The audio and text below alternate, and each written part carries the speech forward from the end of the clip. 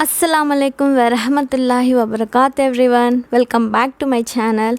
आज हम बात करेंगे दुआ के बारे में। दुआ हमारे लाइफ में कितनी इम्पॉर्टेंट चीज़ है आज हम जानेंगे। Let's begin. दुआ एक ऐसा पावरफुल वेपन है जो हमारे तकदीर को बदल सकती है। इतना पावरफुल वेपन हमारे पास होने के बावजूद भी हम ठीक से यूटिलाइज़ नहीं कर पाते और हम इसकी इम्पोर्टेंस नहीं समझ पाते। कुछ लोगों का सोचना ये है कि तकदीर में ऑलरेडी सब रिटन है तो हमें दुआ मांगने की क्या ज़रूरत है। कुछ लोग ऐसा सोचते हैं। तो फिर अल्लाह ने हमें दुआ का कॉन्सेप्ट क्यों दिया? तकदीर में ऑलरेडी सब रिटन है। एक शख्स के ऊपर एक पॉइंट ऑफ टाइम में मुश्किलात और मुसीबतें आने लगेंगी। वो हल करते करते थक जाएगा और एक पॉइंट पे वो दुआ करना शुरू करेगा और स्ट्रांगली अल्लाह पे बिलीव करना शुरू करेगा, दुआ करना शुरू करेगा। वहाँ से उसकी तकदीर बदल दी जाएगी। ये भी तकदीर में लिखा होता है। फॉर एग्ज़ाम्पल, जब इंसान खाना खाएगा तो पेट भरेगा, जब इंसान बीज बोएगा तो पौधा उगेगा, जब इंसान दुआ करेगा तो उसे वो चीज़ मिलेगा। कुछ ऐसे चीज़ें हैं जो दुआ करने से हमें मिलती है। कुछ ऐसे प्रॉब्लम्स है जिसके सॉल्यूशंस हमें दुआ करने से हमें मिलती है। अल्लाह को पता है इंसान के लाइफ में प्रॉब्लम्स आएंगी, मुश्किलात आएंगी, मुसीबतें आएंगी और वो पैनिक हो जाएगा, घबरा जाएगा। अल्लाह को पता है कभी कभार ऐसे प्रॉब्लम्स आ जाते हैं जितना भी हम सॉल्व करने की कोशिश करें उसके सॉल्यूशंस हम नहीं ढूंढ पाते, हमारे पास उसके सॉल्यूशंस नहीं होते। जब हम क्या करें? अल्लाह से दुआ करें, या अल्लाह बस तू ही है, बस तू हमें मुझ पे एक प्रॉब्लम्स आई है, बस तू मुझे इस प्रॉब्लम से निकाल दे, कुछ भी करके निकाल दे। अल्लाह से हम हेल्प मांगे। अल्लाह ने इसलिए हमें दुआ का कॉन्सेप्ट दिया है कि ताकि हम अल्लाह से मदद हासिल कर सके, हम अल्लाह से दुआ कर सके और हमारे प्रॉब्लम्स के सॉल्यूशंस हम ले सके और हमारे जो भी मुश्किलात आए, मुसीबतें हमारे ऊपर आए, उसके हल हम अल्लाह से मांग सके, अल्लाह से हम दुआ कर सके। इसलिए अल्लाह ने हमें दुआ का कॉन्सेप्ट दिया है। एक हदीस में आता है अल्लाह हमसे नाराज़ होता है जब हम अल्लाह से दुआ नहीं मांगते।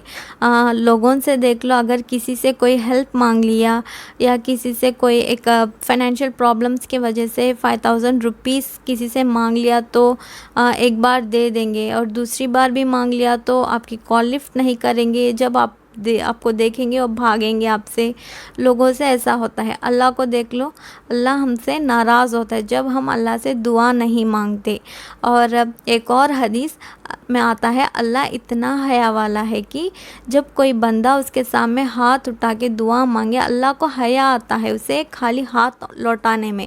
कोई भी बंदा अल्लाह के सामने हाथ उठाकर दुआ मांगता है ना, अल्लाह उसे कभी भी खाली हाथ नहीं भेजता। अल्लाह इतना बड़ा बादशाह है। अगर पूरे मखलूक अल्लाह के सामने खड़े होकर दुआ मांगते जाए और अल्लाह देता जाए। अल्लाह के ख़जाने में अगर एक समंदर में सुई डुबोकर निकालो तो उसमें पे कितना पानी रहता है, उस सुई पे उतना बराबर भी खजाने अल्लाह के ख़जाने में कमी नहीं आएगी। अल्लाह देता जाए तो अल्लाह इतना बड़ा बादशाह है। कुरान में सूरह बकरा में आयत नंबर 186 में अल्लाह फरमाता है मैं तुम्हारे करीब हूँ, जब भी कोई मुझे पुकारे मैं हर पुकारने वाले की पुकार सुनता हूँ। अल्लाह हमारे कितना करीब होता है आपको पता है? हमारे जुगुलर वेन, हमारे शारक से भी अल्लाह हमारे करीब होता है। हर पुकारने वाले की पुकार का अल्लाह सुनता है। हमें अल्लाह से दुआ करने के लिए कहीं जाने की ज़रूरत नहीं, जहाँ भी है हम अल्लाह से दुआ मांग सकते हैं। ऊंचा बोलने की ज़रूरत नहीं, हम दिल में भी अल्लाह से दुआ मांग सकते हैं। अल्लाह सबकी सुनता है और अल्लाह हर किसी की दुआ कबूल करता है। अल्लाह से जब भी दुआ मांगे बड़ी बड़ी दुआ मांगा करे। अल्लाह कभी भी हमारे औकात के हिसाब से दुआ मांगना नहीं चाहिए। अल्लाह के शान के हिसाब से हमें दुआ मांगना चाहिए। मैं आपको 2 ट्रू स्टोरीज़ सुनाऊंगी। पहला एक शख्स था जो एक छोटा सा जॉब या मज़दूर तबके का था। वो हर साल हज कर लेता था। लोग उससे पूछते थे कि तुम्हारे पास तो इतने पैसे नहीं हैं, तुम कैसे हर साल हज कर लेते हो। और वो कहता था कि पता नहीं कैसे अल्लाह मुझे हर साल हज पे बुलाता है और किसी भी तरह अल्लाह इंतज़ाम कर देता है। शायद इस रीज़न के वजह से जब मैं पहली बार हज करना चाहा तो मेरी पूरी ज़िंदगी का इनकम मैंने जोड़ा और मैं हज पे गया। जब मैं हज पे था, जब मैं बस में बैठा हुआ था, मैंने देखा कि एक बूढ़ी औरत बहुत हेवी थी, वो बहुत मुश्किल से चल रही है। और मेरे जहन में यह आया कि तुम्हारे हज का क्या फ़ायदा, तुम नौजवान होकर इतने कंफर्टेबली बस में जा रहे हो और वो औरत बहुत तकलीफ़ से चल रही है। और उसने सोचा और उसने बस से उतरा और उस औरत के पास गया और उसने उनसे कहा, माँ जी आप बस में जाइए, मेरे सीट पे बैठिए, मैं बाय वॉक आ जाता हूँ। उस बूढ़ी औरत ने बहुत रोया, उसका बहुत शुक्र अदा किया और उसे दुआ दी कि अल्लाह तुझे हर साल हज पे बुलाए, अल्लाह तुझे हर साल हज पे बुलाए। शायद इस रीज़न के वजह से मुझे अल्लाह हर साल हज पे बुलाता है, अल्लाह मुझे हर साल हज की तौफीक देता है। और दूसरा ट्रू स्टोरी ये है कि पाकिस्तान के बहुत फेमस न्यूरो सर्जन थे। उन्होंने एक सऊदी अरब के शेख से स्टोरी बताई। उस शेख ने स्टोरी को नरेट की। एक पाकिस्तान के बहुत फेमस न्यूरो सर्जन थे, उनके अपॉइंटमेंट के लिए लोगों को 6 मंथ्स तक वेट करना पड़ता था। वो बहुत ट्रैवल करते थे काम की वजह से। एक बार वो ट्रैवल कर रहे थे, उनके बादलों की वजह से, तूफ़ान की वजह से उनकी प्लेन को एक जगह लैंड करना पड़ा और उस प्लेन का एक इंजन भी फेल हो गया था। उस डॉक्टर ने पायलट के पास जाके पूछा, कब तक ये प्लेन चलेगा, मुझे अर्जेंटली एक जगह पर पहुंचना है। उस पायलट ने कहा, पता नहीं कब तक चलेगा, कब तक ये बंदोबस्त होगा, जहां आप जाना चाहते हो यहाँ से लेकर 3 घंटे का जर्नी है, आप किसी गाड़ी को बुक करके यहाँ से जा सकते हो। उस डॉक्टर ने एक कैब को बुक किया और वहाँ से निकला। जब वो निकलने लगे बारिश और तेज़ हो गई, उनकी गाड़ी एक जगह फंस गई और उस ड्राइवर ने कहा, हम यहाँ से निकल नहीं सकते, पास कुछ घर दिख रहे हैं, हम वहाँ चले जाते हैं, नमाज़ पढ़ के कुछ खा के फिर निकलते हैं। उन्होंने एक घर के पास गया और डोर नॉक की। एक बूढ़ी औरत ने दरवाज़ा खोला और उन्होंने पूछा, आप कौन हो। उस डॉक्टर ने कहा, पूरा स्टोरी बताया और हम यहाँ नमाज़ पढ़ के कुछ खा के चले जाते हैं। उस बूढ़ी औरत ने उन्हें अंदर बुलाया और मुसल्ला बिछाया। पास में एक बच्चा बीमार लेटा हुआ था और उन्होंने नमाज़ पढ़ा और कुछ खाया और जब निकलते वक्त उन्होंने उस बूढ़ी औरत का शुक्र अदा किया और उन्हें पूछा, माँ जी ये बच्चा कौन है। उस बूढ़ी औरत ने कहा, ये यतीम बच्चा है, मैं इसकी दादी हूँ, ये बीमार है, इसे एक ऐसी डिसीज़ डेवलप हुई है।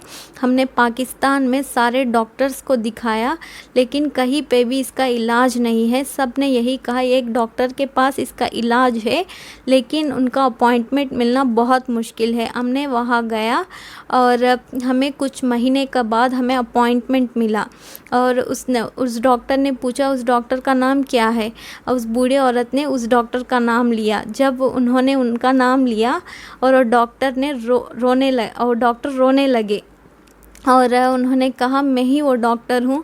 अब मुझे पता चला ये बारिश का तूफ़ान आना और मेरा प्लेन लैंड होना और मेरा गाड़ी यहाँ फंसना ऐसा क्यों हुआ है।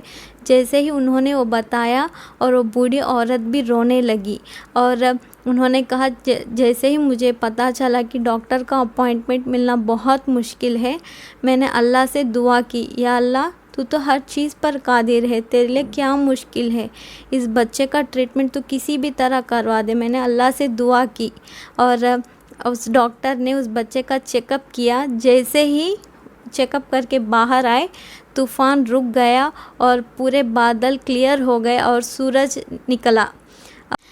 मैंने 2 स्टोरीज़ इसलिए बताया कि अल्लाह कैसे दुआओं को सुनता है, किस तरह कबूल करता है। अगर आपके लाइफ में भी प्रॉब्लम्स चल रहे हैं, आपके लाइफ में मुश्किलात है, मुसीबतें हैं, जिसके सॉल्यूशंस आपके पास नहीं है, जितना भी आप कोशिश करने के बावजूद भी आपके लाइफ में बहुत सारे मुसीबतें, मुश्किलात, प्रॉब्लम्स है, आप टेंशन ना लो, अल्लाह से खूब सारे दुआ करो, अल्लाह ज़रूर आपकी दुआओं को कबूल करेगा।